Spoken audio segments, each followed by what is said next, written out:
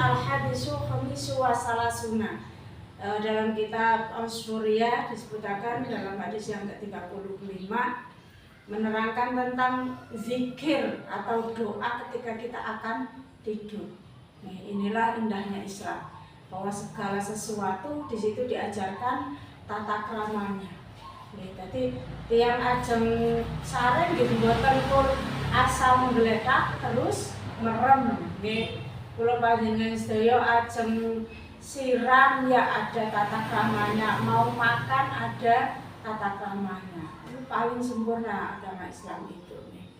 Dipun saritaken saking Abi Sa'id Al-Khudri radhiyallahu ta'ala anhu, qala Rasulullah sallallahu alaihi wasallam, man qala hina ya'wi ila firasihi astaghfirullahal azim alladzi la ilaha illa huwal hayyul qayyum wa atubu ilaihi salasa marrat ghafara lahu dzunubahu wa in kanat misla zabadil bahri wa in kanat misla ngadati waraqil asjari wa in kanat misla ngadati romli ngalajin wa in kanat misla ayamid dunya.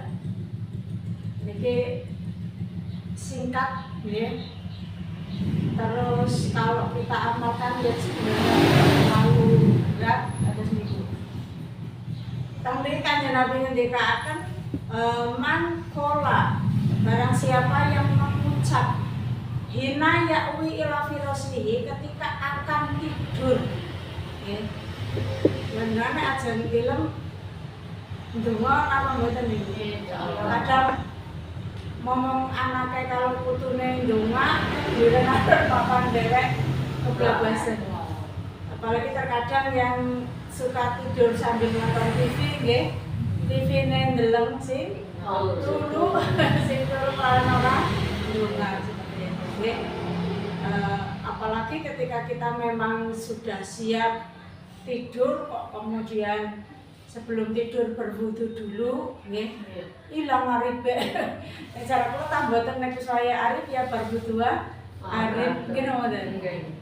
Jadi berwudu terlebih dahulu, kemudian tidur itu kalau menurut Rasulullah mujur ngalor miring kanan. Madhep ngilen ya terus niku. Artinya menyerupai orang meninggal, supaya kalau panjenengan itu sadar bahwa kalau panjenengan akan mati.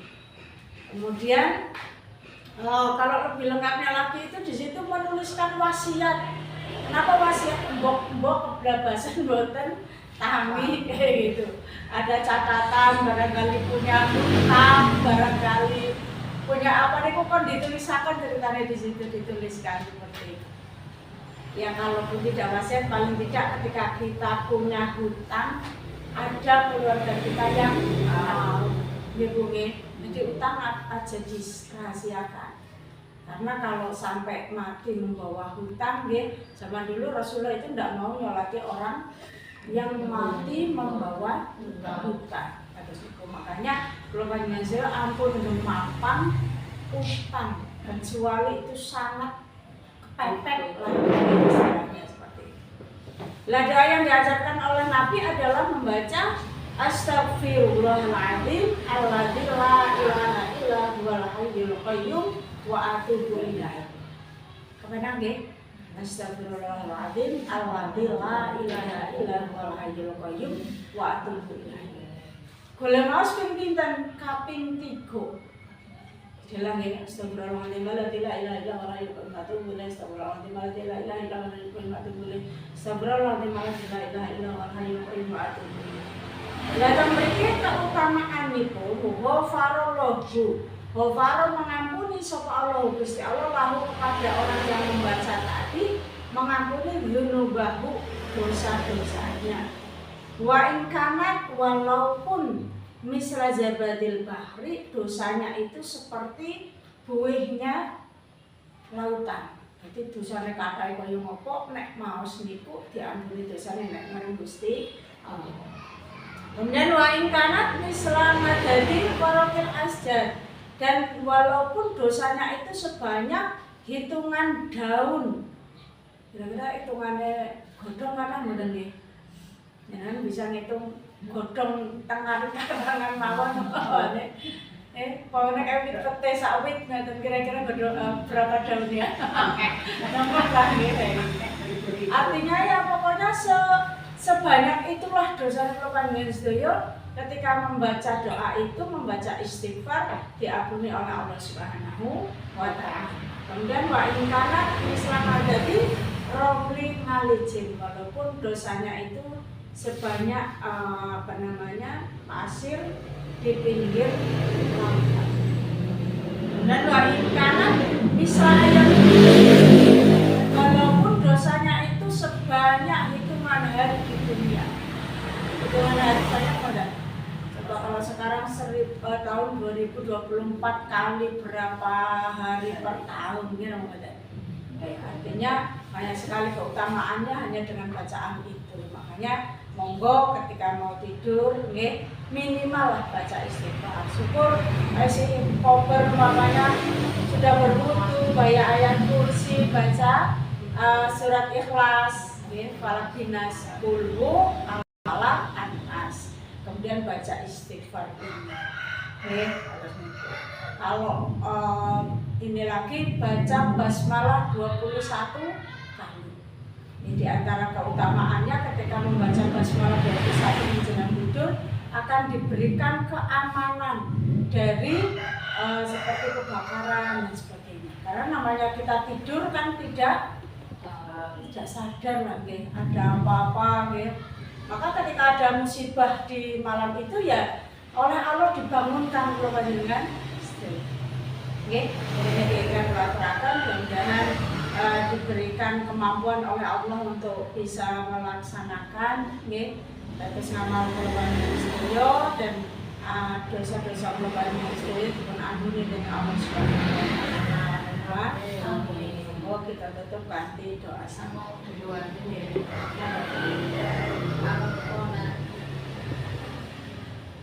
Kami izin dulu akan terakhir lagi. Nah, terakhir itu haji keren, kalau posisi haji keren baru tanaman sahur dan sahur yang ini pun bisa ya kayak kedua itu nih. Pertanyaannya dua itu antara sahur dengan tahajud. Lagi modalnya pun aku kalau saya pernah ngaji di kitabnya saya lupa tapi saya masih ingat keterangannya. Ketika orang sudah membiasakan tahajud, kalaupun dia bangunnya kesiangan maka masih boleh. Artinya kalau dengan posisi seperti itu sahur dulu. Karena sahur kalau sudah lewat imsak sudah tidak. Sedangkan tahajud ketika kita memang sudah mengistiqomahkan, panjenengan itu sudah terbiasa setiap malamnya nggak pernah berhenti tahajud, ujuk-ujuk bangun itu 4:30 umpamanya, kan udah masuk subuh, itu masih tetap diperkenankan untuk tahajud. Termasuk umpamanya sholat jamaah karena keburu imamnya sudah komat, umpamanya ke masjid kok sampai masjid itu sudah komat, sedangkan kita belum qobliyah karena tadi bangunnya kesiangan. Itu tetap diperbolehkan sholat qobliyah setelah subuh di rumah. Artinya pengecualian bagi orang yang sudah mengistiqomahkan, tapi tidak berlaku bagi orang yang ngot-ngotan. Ngot-ngotan pripun? Ya kadang tahajud, gelem ya tahajud, kalau gelem ya orang. Nah itu nggak berlaku, tapi berlaku bagi orang yang mengistiqomah. Artinya dengan sahur dulu, baru pamannya kok mereka ternyata selesai sahur beberapa menit belum selesai tahajud kok sudah subuh, ya boleh dilakukan saat sudah masuk waktu. Itu keterangannya ada Bu. Kitabnya saya lupa tapi saya ngaji dia buka di LFY Kebumen buka. Yang menyampaikan itu Ustaz Didi, saya masih ingat. Bun nih, kan? Yang lain apa? Malah detik wah nek kula kuping antara qobliyah nek mboten tekan masjid wis gimana dari qobliyah saged langsung masjid qobliyah. Iya, karena kita lihat keutamaannya bahwa Qabliyah subuh itu khairun minad dunya wa ma fiha. Lebih baik daripada dunia seisi. Tapi tadi berlakunya bagi orang yang sudah membiasakan. Kalau boten ya tidak. Maka ketika kita berilmu, sebenarnya ibadah itu mudah. Artinya kita tahu, oh saya enggak bagian tadi berarti wis ngumpet begitu bangun, gosok gigi, bersih-bersih umpamanya buang aja dan sebagainya. Ternyata waktunya enggak naik timbangannya. Artinya masih punya. Karena kepikiran. Iya. Orang yang enggak tahu mungkin akan bingung. Anak-anak badiah subuh sholat, ya anak-anak sholat badiah subuh karena dia tidak tahu. Tapi ketika kita tahu ternyata betul.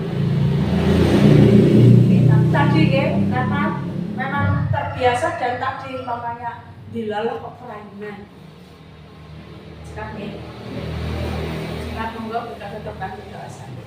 Bismillahirrahmanirrahim. Maulaya sholli wa sallim daiman abada ala habibika khairi khalqi kullihim wal habibul ladzi tarja syafa'atuhu li kulli hawli minal awwali mu'tahimi wal habibul ladzi tarja syafa'atuhu li kulli hawli minal awwali mu'tahimi. Subhana rabbika rabbil izzati amma yasifun wa salamun alal mursalin walhamdulillahi rabbil alamin.